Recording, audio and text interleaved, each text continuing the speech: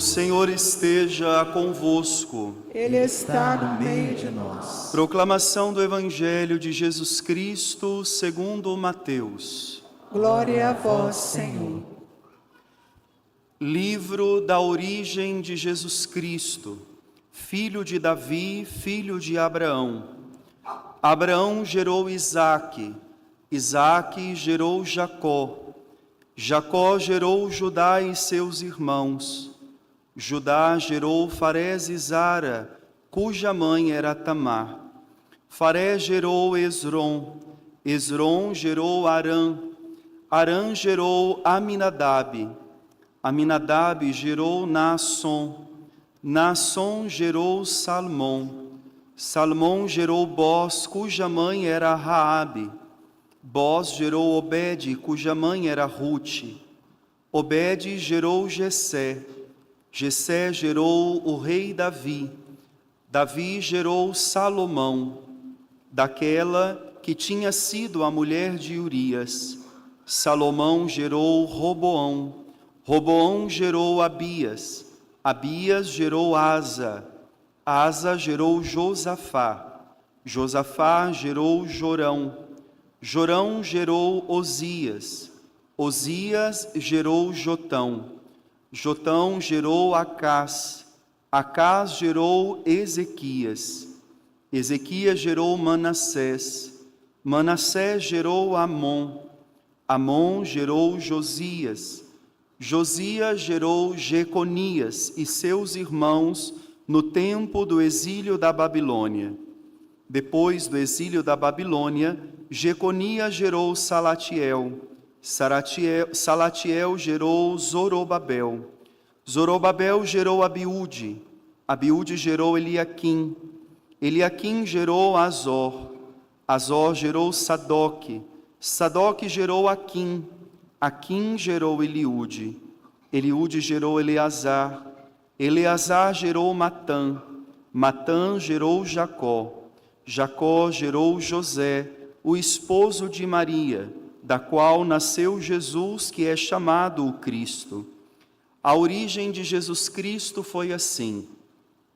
Maria, sua mãe, estava prometida em casamento a José, e antes de viverem juntos, ela ficou grávida pela ação do Espírito Santo.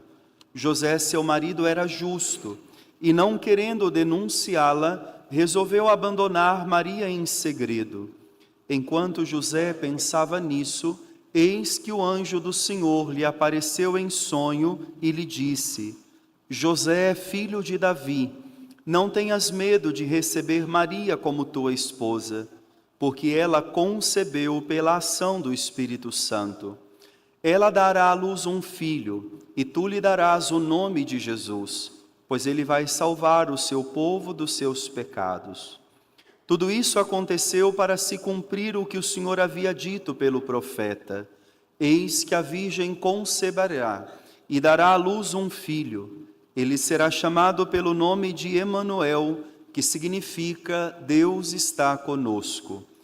Palavra da salvação. Glória a vós, Senhor.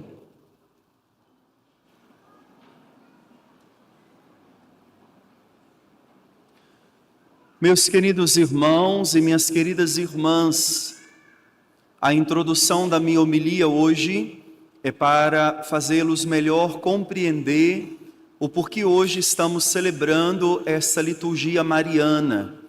Hoje, normalmente, nós estaríamos celebrando o 23º domingo do tempo comum. Acontece que hoje, 8 de setembro, a nossa Arquidiocese de Vitória celebra a sua padroeira, Nossa Senhora da Vitória. Esse dia coincide com uma festa mariana. Hoje, 8 de setembro, o calendário litúrgico celebra a Natividade da Virgem Maria. Hoje nós podemos dizer popularmente que hoje é o aniversário de Nossa Senhora.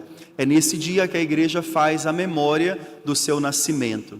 Embora hoje, sendo domingo, nós estamos celebrando esta festa mariana de Nossa Senhora da Vitória, dado que o nosso arcebispo nos enviou por carta uma recomendação para que assim o fizesse em todo o território da nossa arquidiocese, para que possamos assim nesse dia voltarmos a Nossa Senhora com o título de Virgem Maria, Senhora da Vitória, como nossa padroeira. A sua vitória não é algo que ela alcança para nós, mas a sua vitória é quem ela traz para nós.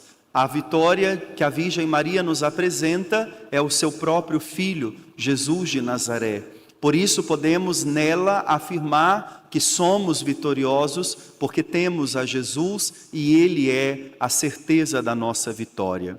Agora, falando da liturgia que nós acabamos de ouvir, é certo que, falando da natividade de Nossa Senhora, nós não temos nenhuma informação diretamente na Bíblia, porque, obviamente, a finalidade da Bíblia não é para falar de uma outra pessoa, senão Jesus de Nazaré. Isso tanto o Antigo Testamento quanto o Novo Testamento, tudo é para Jesus.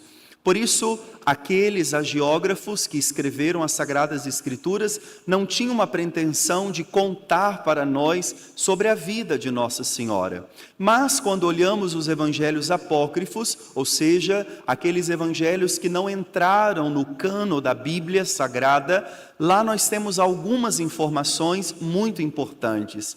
A primeira dela é que a Virgem Maria nasceu de um casal muito piedoso, cujos nomes nos foram revelados, Joaquim e Santa Ana, que juntamos e falamos Santana.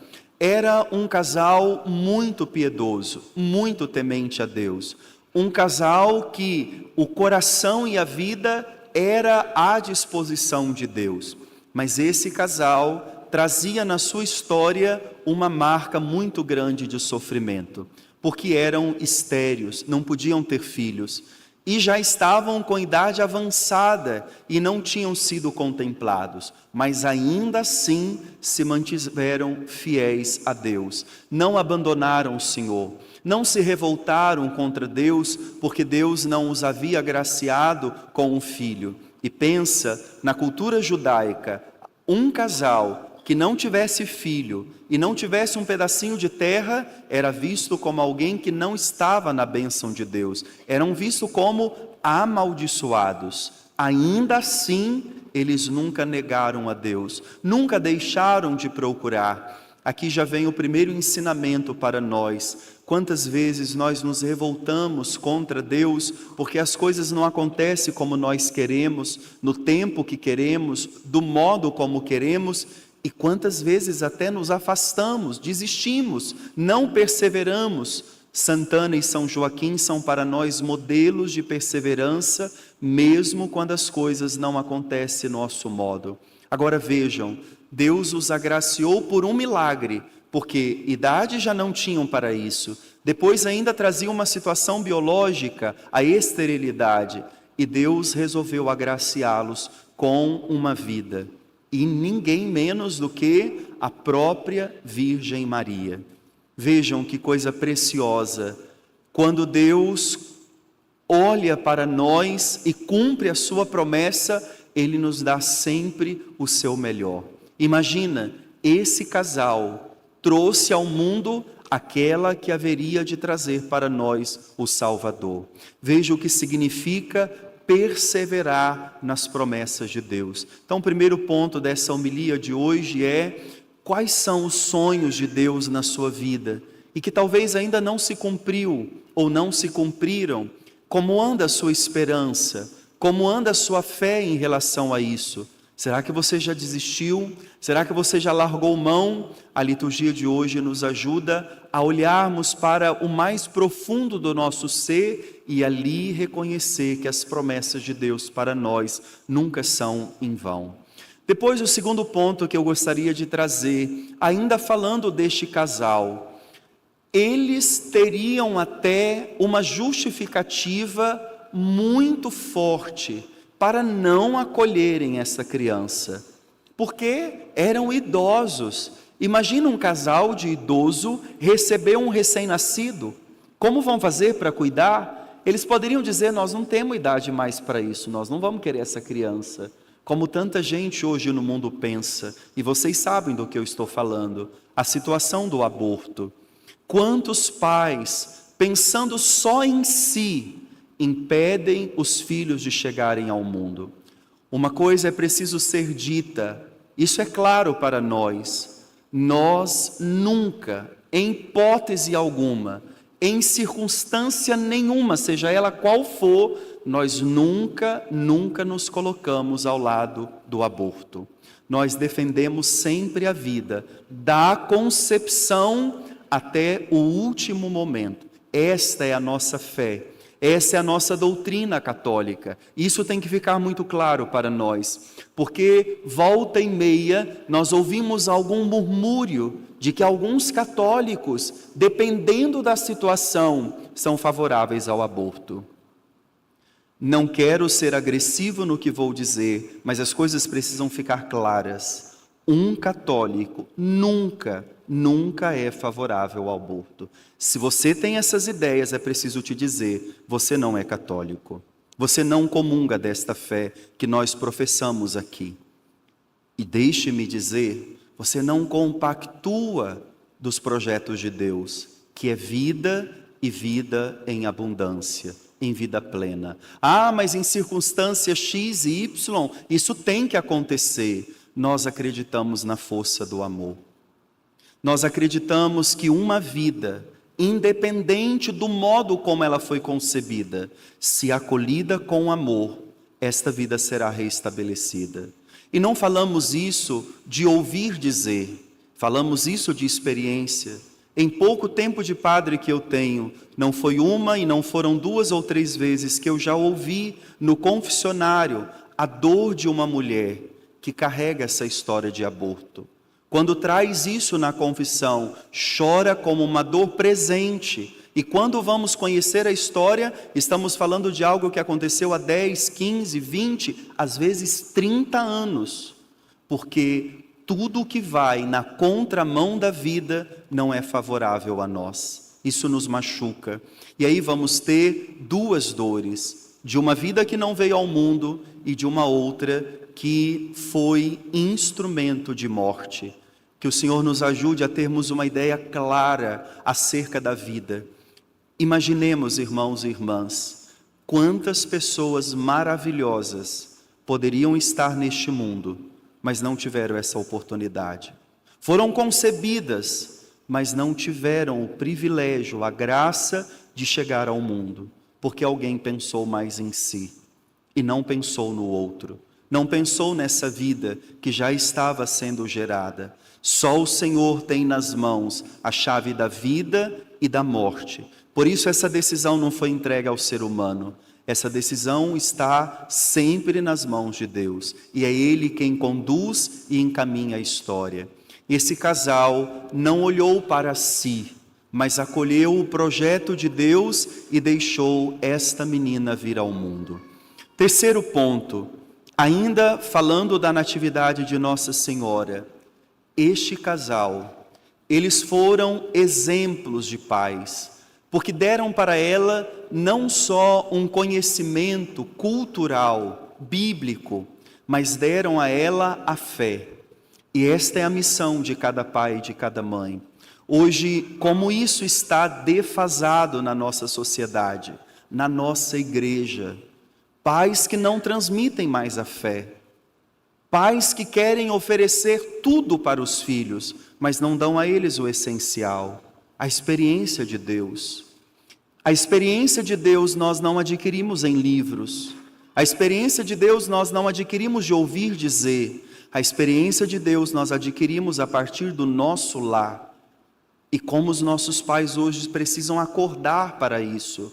É muito bom que você trabalhe, lute e promova tantas coisas boas a seus filhos, mas que não falte a eles o essencial.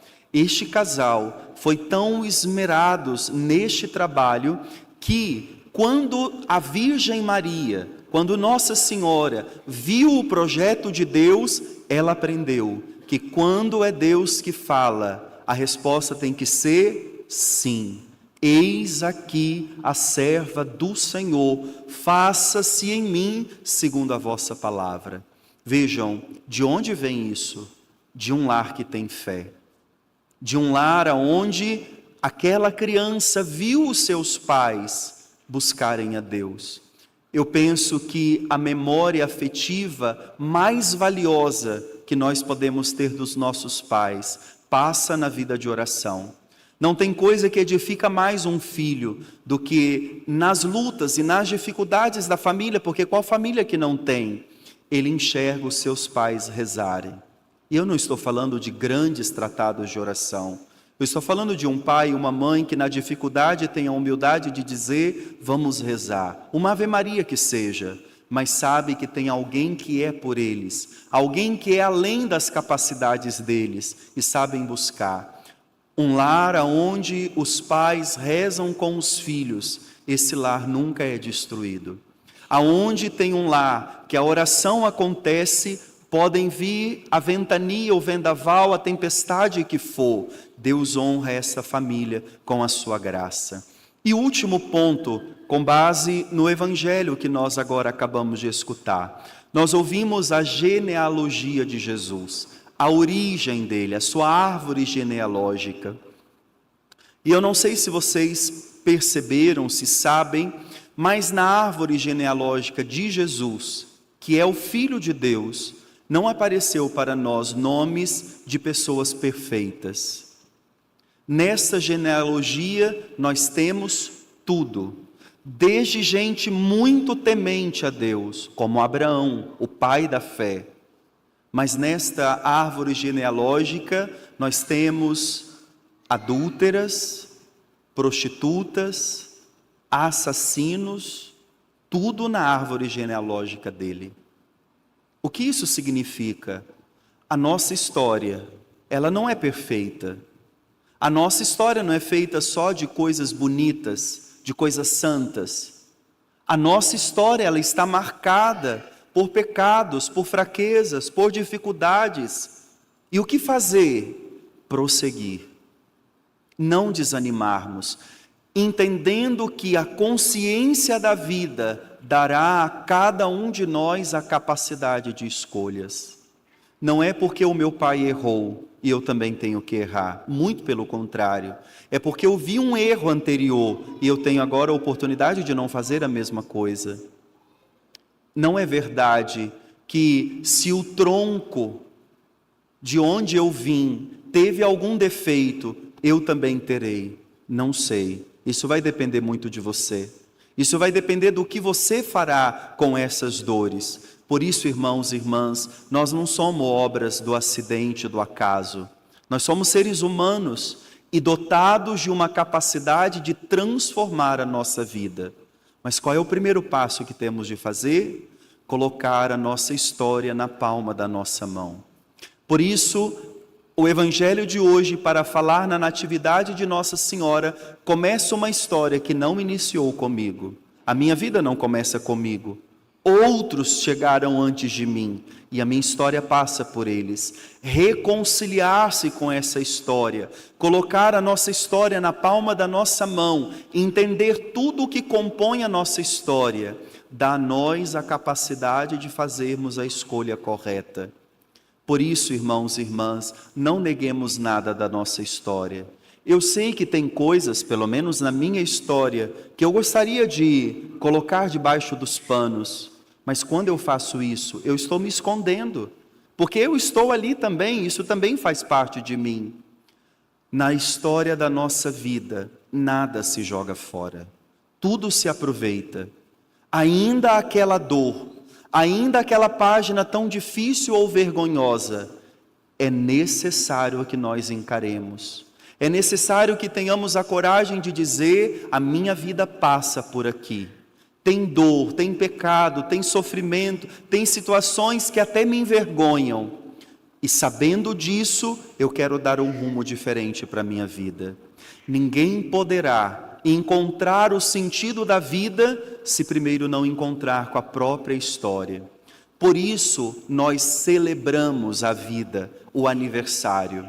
Não é simplesmente para cantar parabéns para nós e soprar uma velhinha, porque até se for isso, esse dia só está dizendo que você está mais perto da morte. E eu não sei se isso pode soar tão bem. Deveria, mas nós não estamos santos ainda para pensar assim. O dia do aniversário é para que a gente tenha coragem de entender que nós temos uma história. Por isso, cada ano, nós somos chamados a celebrar a vida na sua totalidade. Não aquele dia, não aquele número, mas a nossa história. Como é feliz quando nós encontramos alguém que tem a sua história na palma da sua mão. Essa pessoa não fica à mercê das dores. Ela não fica à mercê do sentimento ou do pensamento do outro. Quanto menos sabemos de nós mesmos, mais o outro nos influencia, mais o outro nos domina, mais o outro tem poder de fazer para nós como um ping-pong que joga para lá e joga para cá. Quando nós conhecemos a nossa história e a gente ouve de repente alguma coisa, a gente diz: isso é verdade na minha vida? É bom? Não, não é bom. Eu vou melhorar. Quando ouvimos algo, isso é verdade? Não, isso não é verdade. Deixa ele falar. Eu sei de mim. Isso traz autonomia para nós. E quantas vezes nós somos tão, desculpa a expressão psicológica, tão bipolar, porque estamos tão à mercê do que o outro faz conosco. Por que isso? Porque não nos conhecemos. Porque não temos a coragem, a capacidade de falar a nossa árvore genealógica. Quantos aqui não sabem nem quem foi seu bisavô, seu tataravô, o que eles viveram? Como é que você pode dizer que você se conhece? Sua vida passou lá. E eu não estou dizendo falar os nomes, conhecer a sua história. Porque a verdade tem muitas coisas dentro de nós, que o dia que nós conhecermos a nossa história de verdade, nós vamos saber de onde vem. E sabendo de onde vem, nós tomaremos a decisão se vamos continuar presos a isso ou não. Vamos decidir se isso vai continuar se repetindo ou não mais. Mas ninguém poderá fazer isso se não colocar a própria história de vida na palma da sua mão. Se a gente tem um profissional que nos ajuda nisso, é muito bom.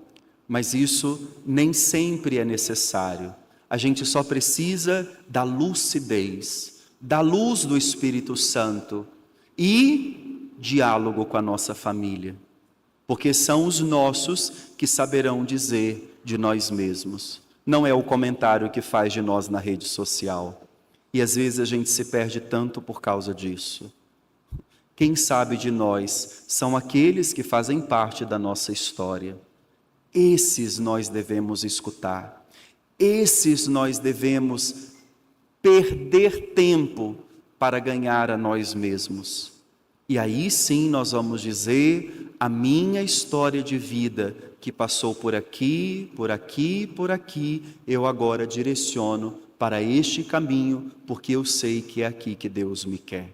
Celebrar Nossa Senhora da Vitória significa colocar a nossa história na nossa mão e dizer: eu não sou um fracassado, que vivo à mercê dos meus sentimentos. Eu sou vitorioso porque eu conheço a minha história, eu conheço a minha vida, eu sei onde ela começou e eu sei muito bem aonde eu quero encaminhá-la. Louvado seja nosso Senhor Jesus Cristo.